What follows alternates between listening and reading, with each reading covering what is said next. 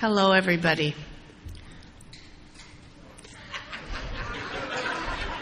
My name's Lynda and I am a very, very extremely grateful member of the Al-Anon Family Program.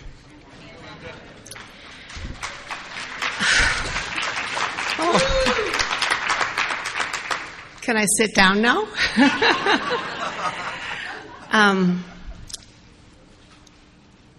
I'm very sorry that Chip and Angie could not be here. I'm very grateful to be here with my husband. I am very grateful to be here with so many of our dear friends. And I want to thank all the speakers and everyone who has already shared and those who will share afterward. This is hard for me because I don't like being the center of attention, and that's what it looks like to me right now is happening. But I'm also really grateful that I have a program that I can share with all of you. I haven't done this in a while. And when I was starting to pack, which I used to be pretty proficient at doing, I forgot my wardrobe other than sweatpants and tops that covered the top of sweatpants. I mean that. I had to literally go into my closet and think, what would I have worn before?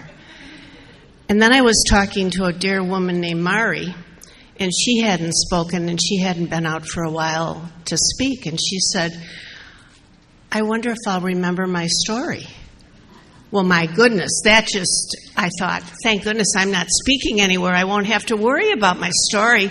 And all of a sudden, Jimmy said, would you do it? I thought, will I remember my story? These have been strange times for all of us. I think we all have had a sadness of spirit that we need to revitalize. And I think this weekend is definitely doing that for me. So thank you. Thank you for the opportunity. Thank you for just being here. And thank you for Jimmy and Mary Beth and all of you for I know how many people work hard to make this happen, and thank you. You've done a splendid, remarkable, magnificent job. Just wonderful. Thank you.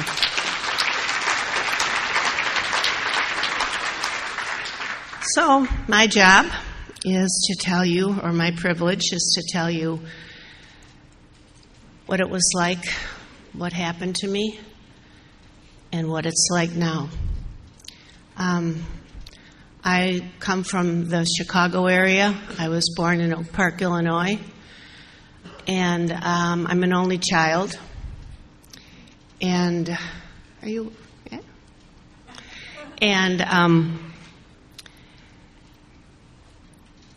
my parents made it very clear to me from as far back as I can remember how wonderful I was and how much they loved me and how important I was.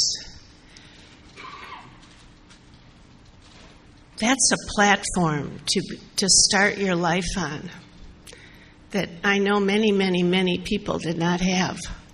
And I didn't even know how special it was until many, many years into my life, probably into my at least mid-20s to probably early 30s.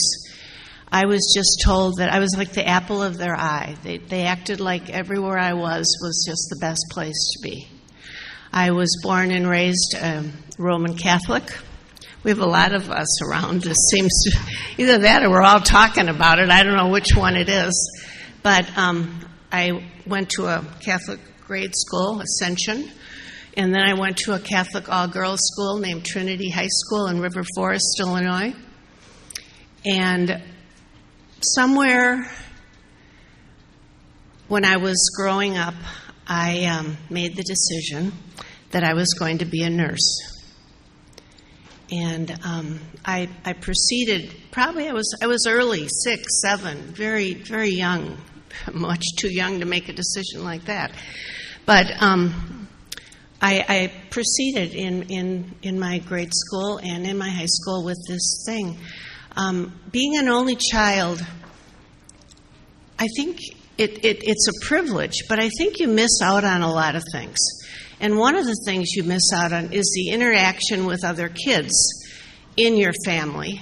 I had a lot of friends, and all of my friends, most of my friends, came from large families, groups of 5, 6, 7. I think 7 was the most. I had a couple of friends that just had 1 or 2 siblings. But when you're an only child, you don't really learn how to get along with other kids in the same way at home. And you don't learn how to share in the same way, and you don't learn how to fight in the same way. And later on, I found that some of those were lacking in my development because they would have been very handy tools to have later on in my life, especially the one about fighting. I just didn't know. I just didn't do it. My parents, they gave me what I needed, and they gave me more than I needed. They gave me all this love, and when I didn't get my way, I pouted, and it worked. Well, it lost its charm after a while. As I got older, pouting, people, thank God she's either gone away or, we won't have to worry about it. I remember my sponsor said to me, well, how does Bob react when you pout? And I said, he just ignores me. And she said, well, there are other tools. Anyway, so when it came time to make my decision to go away to college, I wanted to go to, believe it or not, an all-girls school. And I chose a school that had a good nursing program. And I got accepted in 2 other schools, but the College of St. Catherine, which is in St. Paul, Minnesota, was the only one that didn't have the curriculum of summers, of going to school in the summer. And when I was a junior in high school, my father lost his job. And he was probably, probably early 50s. I could figure it out, but I either too nervous or too lazy to do the math right now. But he was somewhere in that arena. And we didn't have a lot of money. We had everything we needed. I never wanted for anything, and I would never have thought that I was lacking or poor. But my parents saved for everything. It was back in those days when you didn't buy it until you had the money to buy it. And there were those rules that were sort of talked about or not talked about, but you just knew how you behaved. And I knew that going away to college was going to be a tough one for them to figure out. And my dad had graduated from the University of Notre Dame. And he said to me, you will go away the first year. We will make that happen. I grew up more the first year of being away. I learned how to do things that I had never had to do before. So you will have that privilege. I don't know if you can go away for all 4 years, but you will go away for the first year. So I made the decision to go to the College of St. Catherine's. And I loved it. To me, you're an only kid, you're with all these girls, and care packages would come from home, and the word would go out on the floor. It was like, for me, it was like a giant slumber party. I just loved it. I loved being away. I loved being on my own. I'm living in a dorm. I've got nuns as prefectors. But I'm on my own. And my freshman year, I met a woman who was still one of my dearest friends. All these years later, God, that's a blessing of age. All these years later. And she said to me, my cousin is in from out of town. Would you like to go on a blind date? Now, I don't know. It's a group that you all know, I think, what a blind date is. But it was just what we did. When you're in an all-girls school, you go on a lot of blind dates. Some of them not so good, some of them okay. But I said, sure, I would love to go. And she said, well, it's my cousin. And she fixed us up, and we went out on a blind date. And of course, but it was Bob, who is now my husband. And we had a really good time, I thought. And I thought, if you have a really good time, you would want to duplicate that. You would want to repeat that. Well, I guess not. And he didn't ask me out again. And I thought, well, that's okay.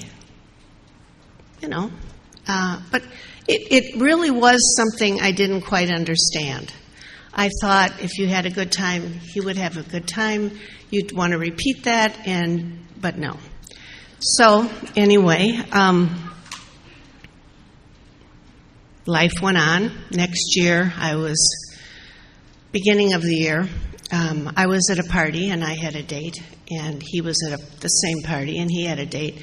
And I look back on our college experience, and almost everything we did in college revolved around drinking. This particular party was in, I think, we didn't go to school probably till mid-September at that time. So let's say early October. And it was a Vikings football game, and we were in someone's apartment, and we were all there with dates, but drinking was what was happening. And when I got there, I recognized him immediately. He was the bartender, by the way. And he was a participant, but he was making drinks in the kitchen. And so I went into the kitchen to get a drink of something, alcoholic, but I don't know what it was. And he said, what would you like? And I told him what I'd like. And he said, you look familiar. Have I seen you somewhere before? Now, this is a person who I really liked.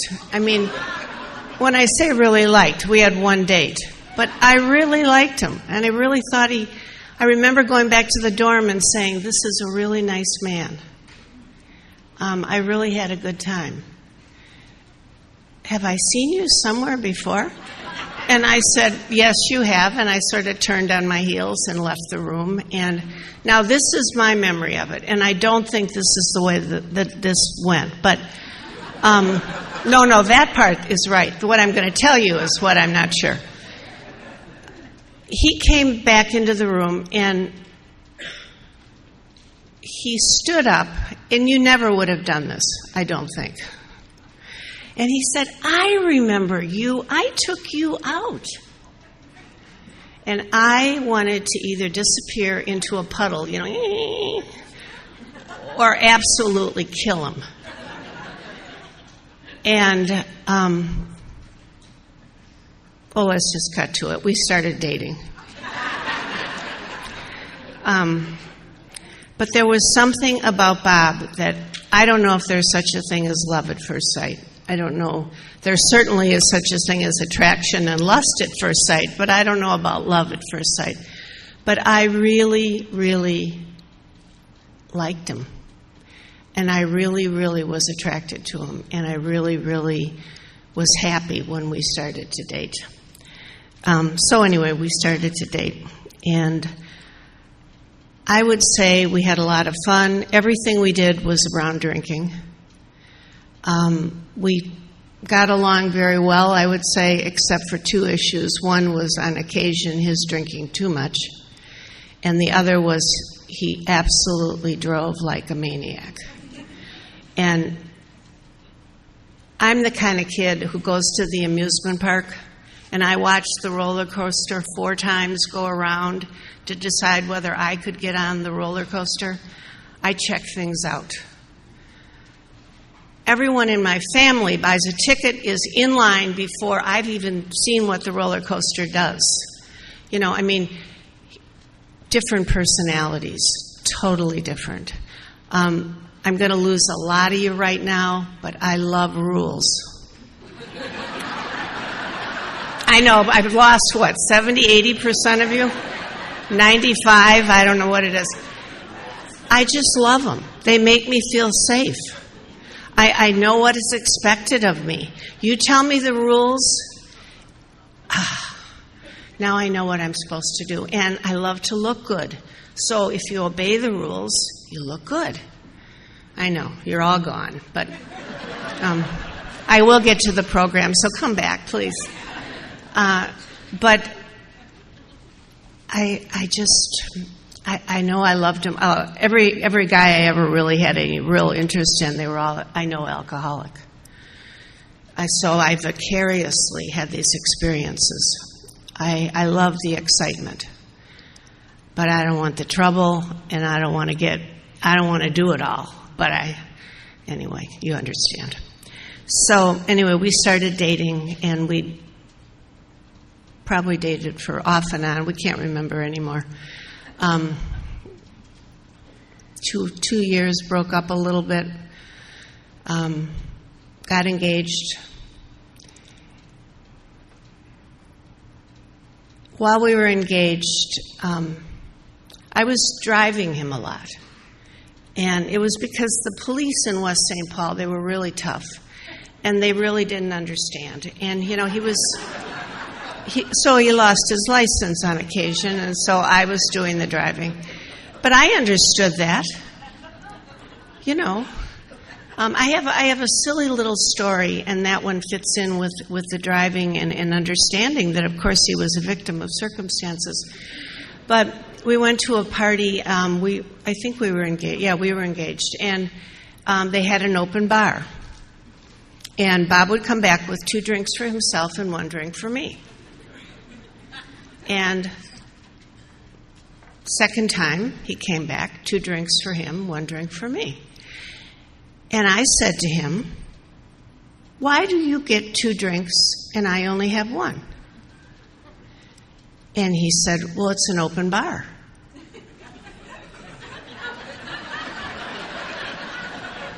I still don't get that. And I said, "Yeah." And he said, "But the bar might close." And the reason that story is profound for me is because it was the beginning of my taking a piece of information that made no sense to me, incorporating it into my being, validating it, giving it credence, accepting it, and bringing it in and saying, okay. And you know what? I think that's what Al-Anon-ism is. We take the unacceptable or the ununderstandable, is that a right word? And we bring it into our bodies and we condone it and we make it okay. And that's what my illness looks like.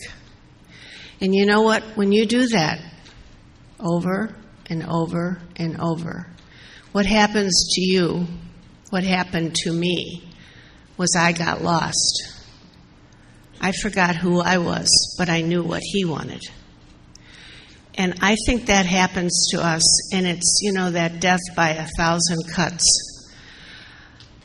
I think we lose ourselves, but we lose ourselves so slowly that we don't know we're getting lost. And before we know it, we don't know who we are. We don't know what we like. All we know is, in my case, I wanted peace at any cost. Let me pat it back down. Let me make it okay. Let me give it an acceptable title. And then I'll be okay. And maybe it'll be okay. I didn't know that. But that's what my disease looked like.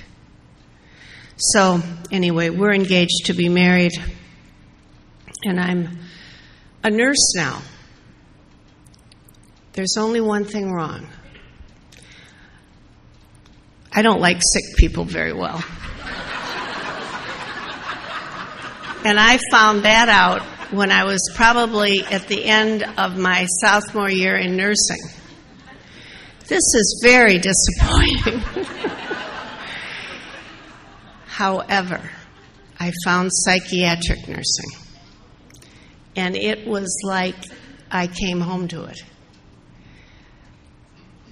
If you're sick and you got tubes coming in and out, I can talk to you about what's happening with you, but I don't want to be dealing with what's happening to you. And that's why psych nursing was just wonderful for me. And I was able to work in that arena for about 13 years. And I think I was pretty good at it. I liked being a psych nurse, but med surg, ER was the worst. I mean, the worst rotation I ever had. OR wasn't bad because it's very contained. See, I like things that are organized, so you're looking at something this big. But anyway, so I'm a nurse. We're engaged to be married, and I'm driving Bob everywhere. Not everywhere, but I'm driving. And this particular night, I drove him to a church. And actually, it was the 3-2 bar. Used to be a bar. Was that the first place you went? Yeah. And next week, I drove him to the meeting. And he told me they were business meetings. And my roommate at the time, her name was Chris, she said, Lynda, she's here again. Of course they're business meetings. He told me they were. Chris said to me, Lynda, there's something wrong with that. She said, he's either lying to you or his business isn't doing very well. But, so we were driving along about 2 weeks after that, and he said to me, those meetings that you've been driving me to? And I said, yeah. And he said, those aren't business meetings. And I said, they're not. And he said, those are meetings of Alcoholics Anonymous. And I said, oh my God, that's wonderful. That is not a normal reaction for a 21-year-old to have who's engaged to be married. There was a knower inside of me that knew that we had a problem. I just didn't know it until the words came out. And he said to me, the wives meet in the basement on Wednesday night. And I said, fine, or something. And the next week I dropped him off and picked him up, and he said, the wives are meeting in the basement on Wednesday night. They're still meeting, or whatever he said. And I said, why are you telling me that? Do you want me to go? Now, I'm a nurse. I'm educated somewhat in medicine. I think, in all honesty, in my 4 years, I had 4 to 6 hours on alcoholism. Now, keep in mind, this is 1967. But I think I had 4 or 6 hours on alcoholism, and I believe at the time the interns had 8 to 12. So, I didn't understand. I knew the word Al-Anon, and I knew it had something to do with alcoholism. I knew a little bit about alcoholism, but I had no idea anything of the power of this disease. So guess where I was next Wednesday night? I like to look good, and the wife-to-be of a poor, suffering alcoholic should go and support their husbands and be at those meetings. So I became a member of Al-Anon. There were 12 women and me, and a man named Pete at that meeting. And I don't remember very much of it other than I thought it was extremely strange. We were in a room. Everyone was smoking. I was also. There was a candle in the middle of the table that I think was supposed to take the smoke out, but it was doing a very bad job. The room was sort of hazy. They talked. All I remember other than that, was the kindness that those women and that man showed toward me. They welcomed me. They just acted like I was the best thing that ever happened in that meeting. They just were so kind and delightfully pleasant. And I was just overwhelmed by the way they treated me. And so I continued to go to Al-Anon. Bob and I were married in December of that year. My first meeting was, I just had 54 years in Al-Anon on the 26th of April. And, wow. Can't imagine the gratitude for that. We were married in December, and I'm still going to Al-Anon. I had made a decision that, you don't tell anybody these decisions. I was going to go for about 4 months. There was something magical about 4 months. I thought that if I went for 4 months, I had given it a good shot, and you would have been proud of me. And I would have sort of gotten the merit badge, and maybe by that time I would have had him shaped up. I am still working on that. I'm really not. I like him mostly the way he is, but mostly. But 4 months. So we were going to 2 meetings a week. We started to go to another meeting, 2 meetings a week, and I kept going to Al-Anon, and Bob was sober. Bob sobered up on our honeymoon. On our honeymoon I lived with a drunk, but that was only 7 days. So I kept going to Al-Anon, and he kept going to AA, and we started to have some kids in this process, and I'm working my program. I'm only working the steps that I like. I don't like very many of them.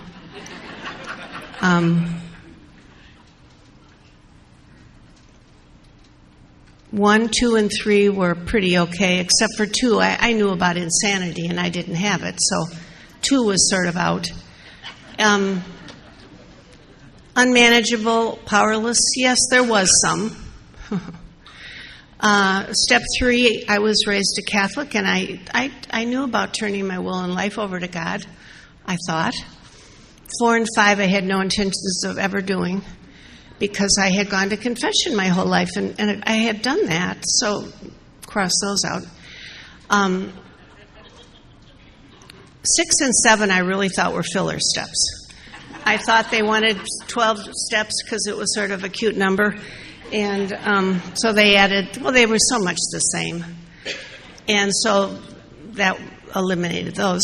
8 and 9, I never really made a list. But, I have to do something to sort of look like I'm in this. And so I did make some amends. Thank the Lord I did not hurt anybody by doing them, because I did them with no wisdom and no guidance. I did them to check off a step. This is in hindsight. It sounds so cruel and evil almost right now, but I wasn't that way. It just... I was doing the best I could, and it wasn't really very good. 10, I thought I was really good at 10. And the reason I thought I was good at 10 is because I could say I was sorry faster than Bob could. And years later, my second sponsor said to me, will you just point out the word sorry in the 10th step? Because I want to talk about that word sorry. And of course, I couldn't, and we had quite a conversation about that. 11, a conscious contact, I don't know about that. And 12, I could carry the message. Can you imagine the message I had to carry? I was that way pretty close to 7 years in that dishonesty. They started to assume I had done the steps. And of course, I had done them a little bit, except for 4 and 5, and 6 and 7. But I didn't correct them. I let them assume that I had done the steps. And around our 6th year, and all we did, it seemed, was go to AA meetings, open meetings, any kind of meeting, whatever name the meeting had, we were going to it. And we always had to sit in the front row. And I wanted to sit literally, actually not in the back row, maybe out the door. And we sit in the front row, and we've got 2 little kids at this time, 2 little boys. And I'm working, and Bob's doing the best he can do, and I'm doing, I guess, the best I can do. And I am absolutely falling apart. I am getting sicker and sicker and sicker. I'm getting angrier. I'm getting more resentful. I'm losing myself. I'm losing myself. And I don't know who to talk to. I have a wonderful sponsor. Her name was Genevieve. And Jen was a very wise woman, and I think she knew that if she really hit me over the head with a 2x4, that would have been my excuse to leave. We talked about the steps. She guided me. We talked to Al-Anon, but I never did the work. And you got to do the work if you want to do the deal, if you want to have the changes, if you want the blessings of the program, you've got to do the work.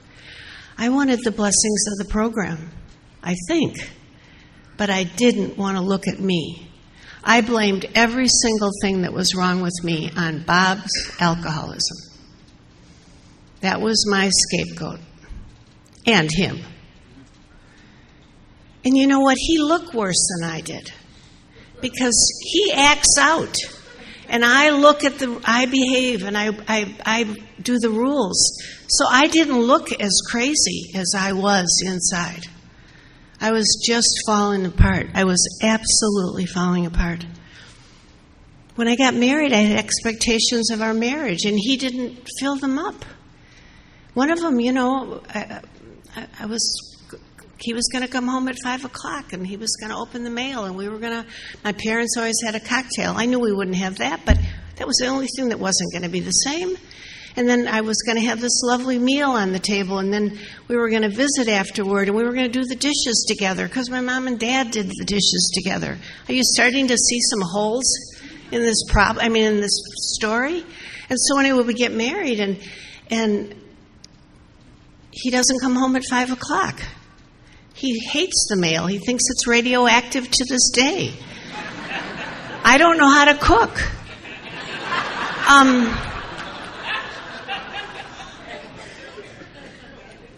He has to eat real fast because he has to rush off to a meeting. Anyway, I was getting sicker and sicker and sicker. And I had a program, but I wasn't using it. So I wasn't getting better. So at this particular time, it was on a Sunday morning, we went to a VA hospital and listened to someone speak. We sat in the front row. I started crying, and this was beginning to be my pattern. The speaker would start speaking, and I would start crying. And I'd sitting in the front row, and I'm, and I'm trying to look good, and I'm not doing very well. And I came home, and I said to Bob, I said, I'm falling apart. I'm losing it. I think I'm going crazy. I've got to do something. And if he had said this any other time, I would have said something cute like, you stay out of my program, I'll stay out of yours. But he said, honey, the program's not a smorgasbord. Why don't you start working the steps in the order they were written? And I surrendered. It took me 7 years, going to 2 meetings a week. I surrendered. And I called my sponsor and asked her what I had to do, and she told me, and she said, I want you to make an appointment for 3 weeks. I think 3 weeks will give you time to go through the first 5 steps. It will be short enough that you can do it, but not so long that you'll procrastinate. And I added one thing to it, and it was that I was going to do it with a woman who I would never, ever, ever see again. and I knew I could find one. We didn't do them with our sponsors back then. And so I did my fifth step.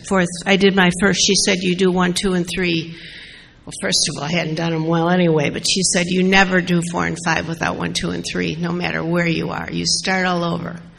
And so I did, and I did my fifth step with that woman. I wrote everything down. I wasn't going to forget anything because I was never, ever, ever, ever going to do this again. And I did it, and I think I actually flew out of that room.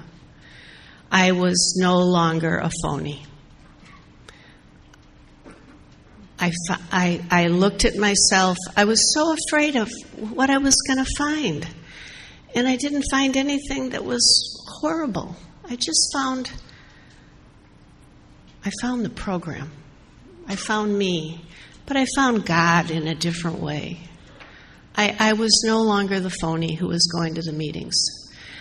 And so, anyway, my heart opened. I just became a new person. I surrendered. I now had tools. See, when I first went to those meetings, I looked for tools to make him behave. Those were the tools I wanted. I didn't know that those steps on the walls were my tools. I didn't understand that. Now, I was young, but I wasn't stupid. Well, I guess I was stupid. Because there they were. How many meetings do we go to? Almost everyone I go to. Well, they're not on the walls at Zoom anymore, but they're on the walls, And all I wanted was to get the heat off, get him to behave, and there's something so wrong with wanting someone to behave. What's that about? Nothing but my will. That's all that's about. My expectations. My expectations of, I guess, how my father behaved. I don't know. All I know is I don't want people to behave anymore. I want them to be kind. But I don't have, most of the time, I don't have rules for how you should behave. And the ones I have, I want to let go of. So anyway, I'm a member of Al-Anon. And my life starts to change. My world opens up. I don't know, I just feel like everything about me just shifted. I have so many blessings that I wouldn't have had. You know that movie, It's a Wonderful Life, and when he goes back, if he hadn't been alive, and his wife is screaming, Mary is running out of the library, and she's terrified. That would have been me. Every time I see that movie, I think that would be me if I didn't have this program. Because I'm the kind of, I think I came to the program I had a lot of fears. I had a beautiful childhood, but I had fears. I remember saying to Bob, and I heard it last night, I hear it all the time, we come alcoholics. We come to this program and we don't know the rules and we feel things so profoundly and life is, we don't know how to live it. And I said to Bob, I said, alcoholics, I felt that way. I didn't know how to do it. And he said, yes, but we feel it so much more profoundly. And I said, of course you do. Of course you do. But, if it hadn't been for this program, I would have been Mary, running around, afraid of everything. And I have joy. It's mostly because I think I've surrendered. I think I've taken the third step. Well, I think I have to take it all the time. But the third step, and you did such a great job, Steve. Thank you. Thank you. Is when that shifted, when I got out of the way, and those first 7 years, I'm trying to make it all work. I'm trying to work. I'm trying to manage the house. I'm trying to manage the kids. I'm working, and I'm pedaling as fast as I can. but I'm just falling apart because it's me that I'm relying on. I had to get out of the way. I had to stop, relying on me, and I had to turn my will and my life over to this incredible power that it just changed everything. I've had 3 sponsors in my time in the program. My first sponsor, her name was Jen, and she she was like a mother, best friend, big sister, mentor, playmate, confidant. We just had more fun together. I think she just helped me to grow up. She gave me the program. She spoon-fed me, and she didn't hit me over the head. And God bless her. I just loved her so much. And she just was, for the first, I think, 23 years, she was my sponsor. But about 7 years prior to her passing, she died in 1990, she stopped going to meetings. And Genevieve was a very staunch German, which I have some of those genes inside of me also. And she said to me, I'm no longer going to meetings, and it's about a resentment. I know I'm wrong, but I'm not going to meetings. And I used to drive her. She also quit driving because Warren criticized her driving once, so she quit. She was somewhat stubborn. Loved her, just loved her. And she said, I'm not going to tell you what happened because I'm wrong. It's a resentment, and I shouldn't have it, but I'm not going. And she had taught me that one of the things you have is a sponsor who has a sponsor who attends meetings regularly. All of a sudden, my lineage got disturbed. And during that time, we were going to Whitney, Texas. We had some dear friends. Their names were Bob and Marcy White. And we were going to Texas, and we were spending a lot of time with them. And I told Marcy that Jen wasn't going to meetings, and I asked her if she would be my sponsor too. I said, I just feel like I need to follow the rules that Jen gave me. I need to have a sponsor who has a sponsor and who goes to meetings. And so Marcy became my sponsor. And for those 6 or 7 years, I had 2 sponsors. I never fired Jen. I hate that word even with sponsorship today. I had 2 wonderful women who led me. And then Jen passed away from cancer in 1990. And so then I had Marceline for the next, I don't know how many years, 11, I guess. But I really had her as my sponsor for 17 years. And she took me to a whole different level. She worked the steps with me. Well, keep in mind, see, I wasn't working the steps with Jen. So when I was working with Marcy, I was now doing the steps. And so we talked about the steps, and we worked the steps. And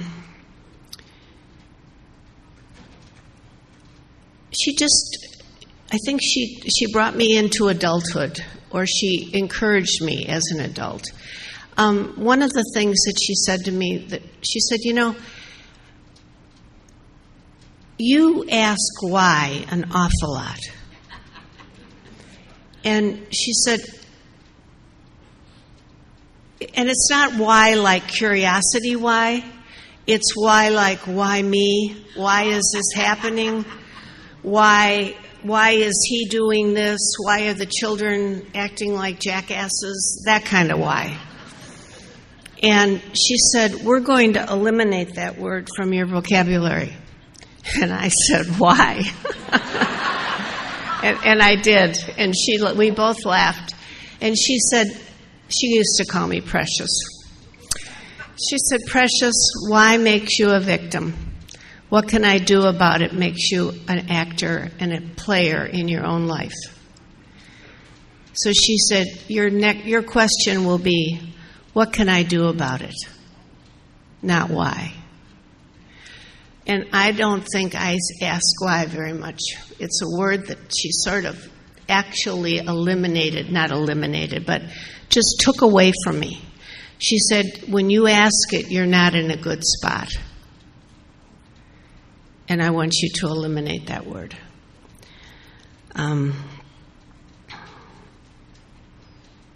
She passed away in 2001. She died on the 1st, and I always thought that she got called home so she could be there for all those souls that went home from 9/11. But she and I were just so close and so dear. And the things that woman taught me, the things that she gave me. She gave me the program with great force and with great love. All of a sudden, I don't have a sponsor anymore, and I've got to find one. And so I prayed twice a day, let me know someone who I should have as my sponsor. And I did that till about the middle of October, and one day I woke up and I started thinking about a woman in Fort Worth. Her name is Beverly. And I started thinking about her. About 10 o'clock in the morning, I'm thinking about her. And about noon, I'm thinking about her. 1 o'clock, I'm thinking about her. Probably about 2:30, I nodded and said, I got it. So I called Beverly and asked her if she'd be my sponsor. And she did agree. And she's been my sponsor since. She's still alive, but she's unfortunately in assisted living right now, and so I don't have the same kind of connection with her. Although the other day she FaceTimed me. I can't believe it. That was such a treat. But anyway, so I have been so blessed by so many people. I've been blessed by the program. I've been blessed by having a husband who loves me and who I love. We have 3 incredible men children, large children.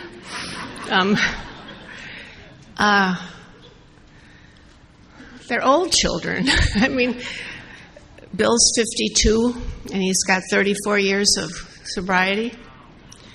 And Peter's just turned 50 last week, and he had 91. He'll have 32 in January. And then we have Daniel, who he was sober for 18 years, and then he decided that he wanted to have a little more of a relationship with pot. And so he's not sober any longer, but he's a good man. And we stay out of his program. We stay out of his life in that arena. I think he's doing well. We love him to pieces, and he's a delight in our lives. We have 3 grandchildren. 17. Henry is 17, and Oliver is 13, and now we have one, and you won't believe, her name is Lois. I can't believe that. Lois Lee is 5 months old. I have been blessed beyond measure. I have lived an incredible life. I am so filled with the blessings. I didn't deserve any of them, but I accept them all. And I am so grateful for them. One of the blessings that I try really hard to do is to mind my own business. I used to have about 100 pieces of business to do every day. And most of them had to do with you.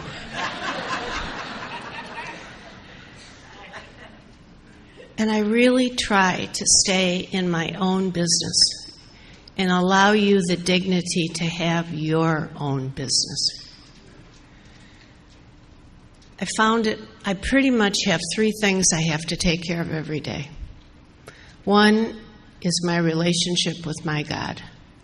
That is my responsibility, and that is my privilege. I have to check in. I have to have time. I have to have prayer. I have to have meditation. I have to be quiet. I have to listen. I have to do that. That is my job. The other one is the attitude I bring to the day. What's today going to look like? Am I going to be filled with worry? Or am I going to call somebody and find out how their day is? Am I going to check in? Am I going to be kind to people? I feel like I have a job to give people tips. And tips aren't monetary tips. They're, gosh, you look good today. Or, I'm so glad to see you. Or, thank you so much for calling me.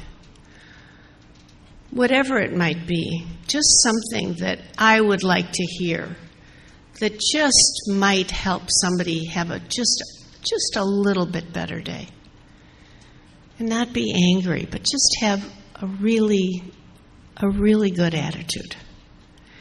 And the third one is what I put in my body. And that includes fresh air, good music, positive conversations, movies that don't absolutely tear me apart by some of the actions and some of the verbiage that are in the movies. Good literature, reading things that inspire me, and talking to people who inspire me rather than pull me down. That's my responsibility too. I have to do that. I am surrounded by people who love me. And I'm safe. Do you know what a blessing that is? There are so many people who aren't safe today. That's what we have to be. We have to be safe for each other. You know, we have to take care of each other and be safe. My story is, 54 years in Al-Anon. And the first 7 years, I really didn't work the program. But I claim all 54 years because I was getting ready for the rest of the years. It's my story in my own time. And for a while, I was embarrassed by that. Well, I was embarrassed. I didn't even tell you about it. I was a phony. But you know what? I had to be a phony to be an unphony, or to not be a phony. I'm filled with gratitude. I'm so blessed.